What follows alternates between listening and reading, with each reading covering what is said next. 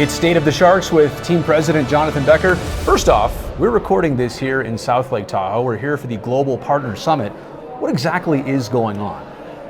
Well, is it a mystery question more than anything else? Describe it for the fans, what we're here to do. So our top partners, the ones that sponsor the Sharks to get involved in our day-to-day, get together every year or 18 months or so, and we tend to take them away from their daily job and talk about what's working with them, what's not working, some new ideas. We bring in external speakers, we excite them a little about what the future is going as well, but mostly it's a chance to get people together and to form connections that they might not always do during the tyranny of the urgent of the everyday. And if you meet a bunch of new people and get some new ideas, it's a successful summit. I get a sense that there is business happening here, but you also like a lot of your partners and they feel the same way. Yeah. Also doesn't help that we're all here in South Lake Tahoe, enjoying Edgewood, by the way. That doesn't hurt, but no, there is that foundation. I can sense that. Indeed. I think the good news is it's a great group of people, and so it's a quality time to spend, but business does come out of it. Last time we were here was summer of 2024, and there were 6 new business deals struck between partners, not even between the Sharks. Just here? Wow. All right, as team president, I know you run a business. Do you view this whole thing for you as a business, or are you looking at the team and how the hockey team does on the ice? Are you able to separate? Can you see those two things? Or are they the same thing? It's kind of a yin and a yang. I do try to look at them separately, but you can't separate them. Right. So, they do have relations to each other. That's correct. If one's doing well, the other one could be doing well, vice versa. You need the business to do well so that you have enough money to fund not just the players, but all the stuff that goes around that. And of course, if the team does well, then people are more likely to want to show up. So it's a virtuous cycle. You can't separate them, but you don't want to co-mix them all the time either. So there is that interesting business and hockey connection between a young player like Macklin Celebrini. And I hate to always identify him and single him out because there's a lot of other important young players that will be part of the future. But we know that his jersey is selling to the tune of what again? What is that stat? Yeah, if I got my stat correctly, the NHL came in to give us an update of all things happening around the league. This was 2 or 3 weeks ago. Yeah. And they said that Macklin's jersey was the 7th highest selling jersey across the entire league. Not the 7th young kid or the 7th rookie. No, of all the famous players in the NHL, Macklin was ranked 7th. So among the Sids and Ovies and McDavids and Matthewses and everybody on Toronto and Van, you're telling me Macklin out here in San Jose as an 18-year-old has the 7th highest selling jersey? Yeah, in fact, higher than one of the guys you just mentioned, although we won't call that person out. No mics here, but that could have been a mic drop moment. How do you balance, not putting, though, too much pressure on the young kid, but also realizing that he is a centerpiece of what you all are trying to do? Yeah, well, it starts with just recognizing where we are, which is he is essentially becoming, whether he wants to or not, the face of the Sharks. And it doesn't do us any good to pretend that he's not, right. But we also can't put all the pressure just on him. Exactly. And frankly, he puts enough pressure on himself, so we don't want to add that to him as well. And I think any superstar in almost any sport, in any sport across the world, is internally driven as well. So they don't necessarily need you to do that as well. In fact, I think Warshawski has been very clear that sometimes he has to dial it down for Macklin and tell him, don't go practice today, take some time off, etc. The whole world's not on your shoulder. Right.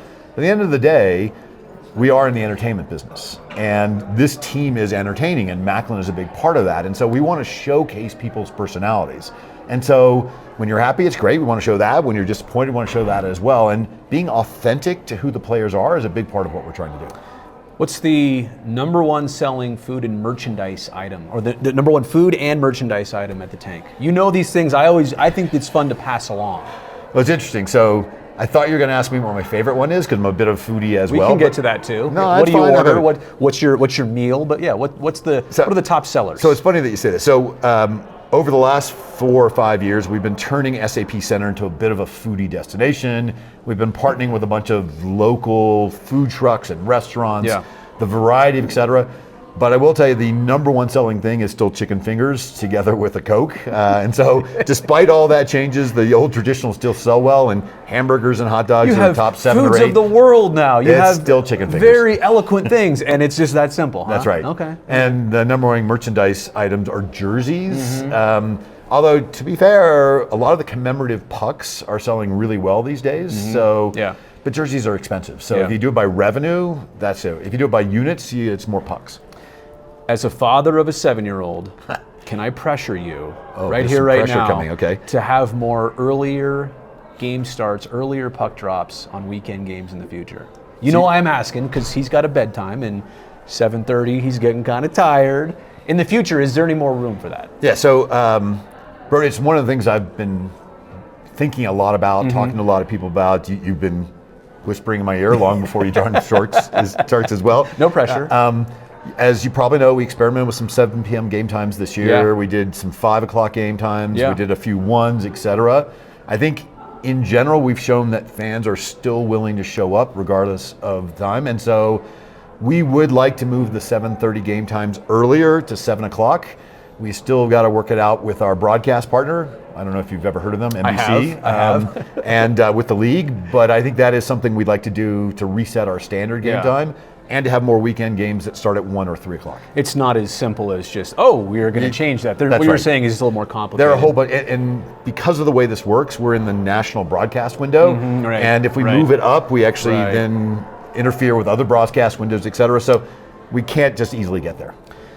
What are you noticing in game atmospheres and attendance and the trends? And obviously there's a lot of things going on at once. Not being a competitive team as the Sharks were for forever, that's part of it. Pandemic was a part of that, recovering from that. Now you've got the ship at least pointed in the right direction. What's the vibe you're noticing? What are the trends? What can you tell us from the business side of what's happening at the tank? You know, I'm actually going to repeat some of the things the partners said in their panels and the breakouts, et cetera. Here in Tahoe. Here in Tahoe, yes. Which is, actually, I think you might have said the phrase, the vibes are immaculate. I'm not sure they're immaculate, but I said they were back in the day, and that's the aim, is to get back to that, yeah. But a bunch actually, of kids say the vibes are immaculate. You know, I don't normally say that. Aren't you one of the hip kids? No. Okay. No. But yes, I mean, clearly, one partner used hope. There's hope in the center of everything. Another partner used the fact that it's clearly improving. You know, a lot of people have used the word fun, and we know that the future is teal and the future is fun has been a bug phrase. So I think people see this thing turning around now. They recognize that even though the record may not be that much better than it was last year, the competitiveness of the team, the style of play, yes, we've lost a lot of one-goal games, and yes, a lot of third periods haven't gone our way, but last year we didn't even have those opportunities, and so that's a step in the right direction. And there are a whole bunch of numbers. I don't know if you're a numbers broadcaster or no, but you know, attendance is up more than 10%. I think third largest attendance jump in the league. The NHL social media scores, we've ranked number 1 2 of the different months, or in the top 3. Merchandise sales have gone up by like 68%.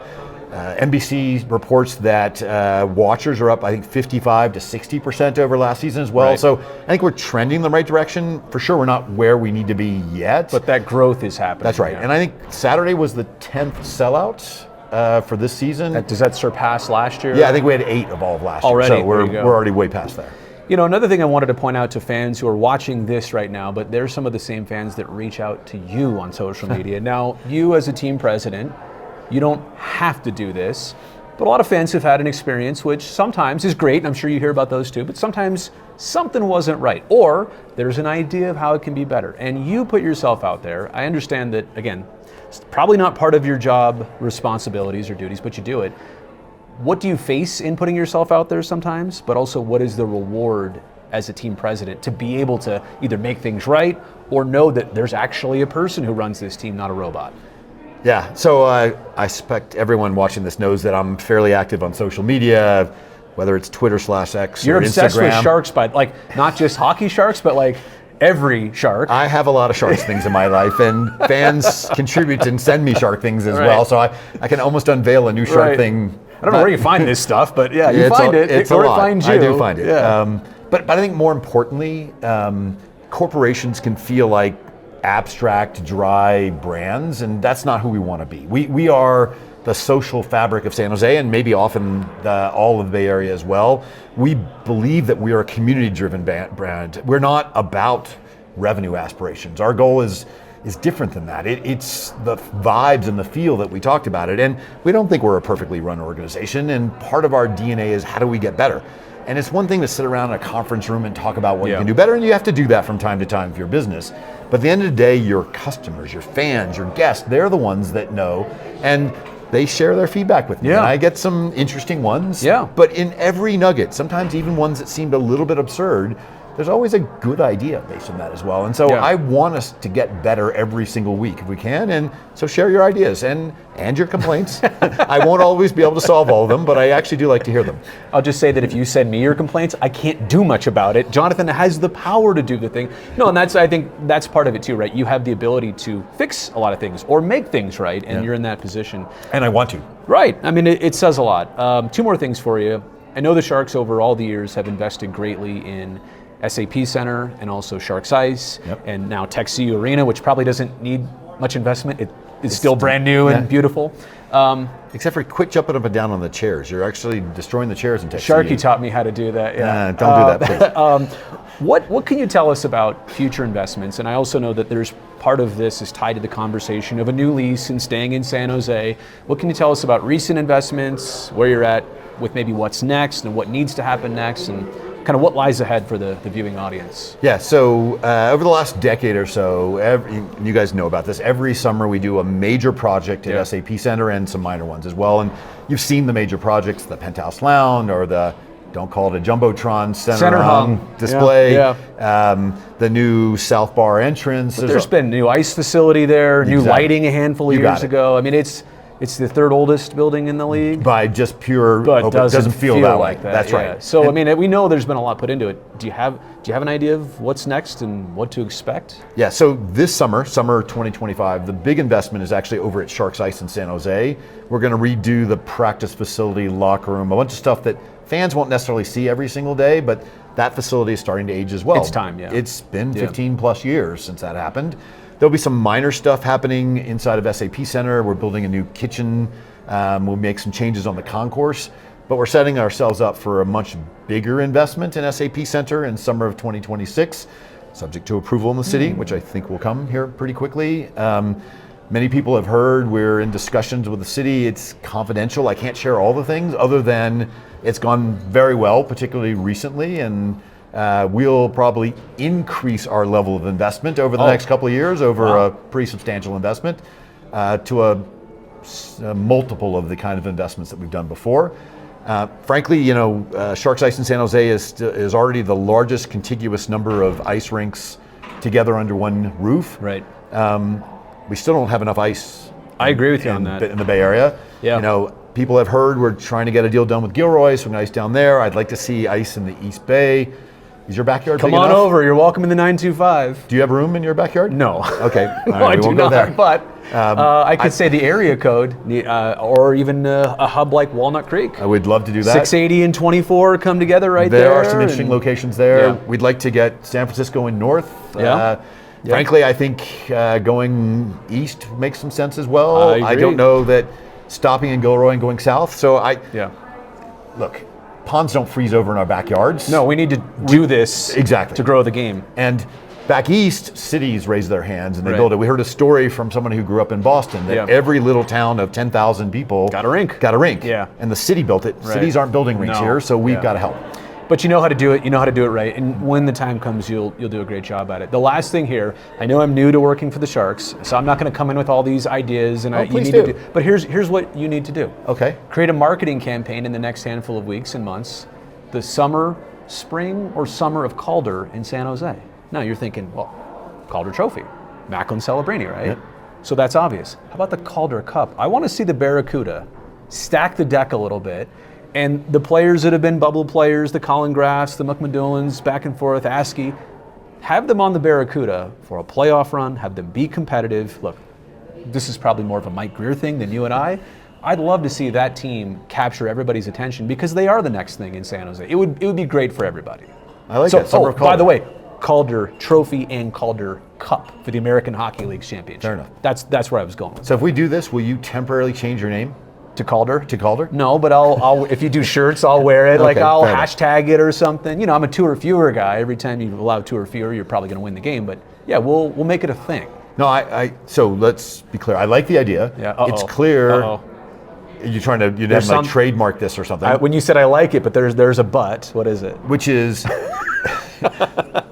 we can't take all the players and shove them down. That I know that. Macklin's not eligible. No. If you've been a there's bubble some player, that's right. No, him and Will have been up the entire time. That would not be fair. But I'm saying if you've been back and forth. Because I read on social media, some fans tell me that I should bury Macklin on that as well. Now, if you've been back and forth, you've been back and forth. Fair enough. Yeah. So. Well, Askey is back on the Cougar right now. So you're saying summer, spring, and that's the other thing. It's not. It's like late spring, early. Right now? Yeah. Well, I don't. We're still in winter. I think Calder It's would be February. but I mean when it would happen, right? Got it. So, I think March 1 is technically when it happens. So the whatever of Calder, that's what we're hoping for. You're not going to tell me to call it Calderbrini?